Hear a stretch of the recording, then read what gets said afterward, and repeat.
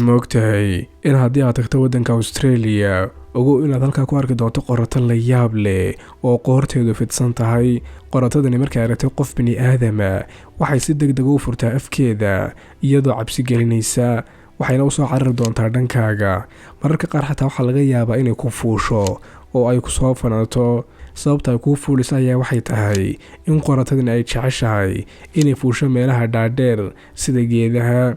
marka ay aragto qof taagan, gaar ahaan weliba qof dheer, waxay u malaysaa inuu yahay geed.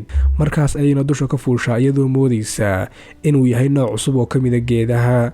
laakiin ha baqin, qoratadani ma aha mid waxyeelo leh, mana laha sun, waxayna keliya u muuqataa mid cabsi badan, laakiin dhab ahaantii waxyeelo ma laha. waana xayawaan la yaab leh oo la dabeecad gaara. haddaba daawade, adiga su'aal haddii aan ku weydiiyo, ma booqan lahayd dalka Australia si aad u aragto xayawaankan iyo xayawaano kaloo badan? qaybta kommentiga hoose iyo ku sheeg. ha iloobin inaad follow noo saarto YouTube iyo Facebook profile ka saaranna aad subscribe dhahdo.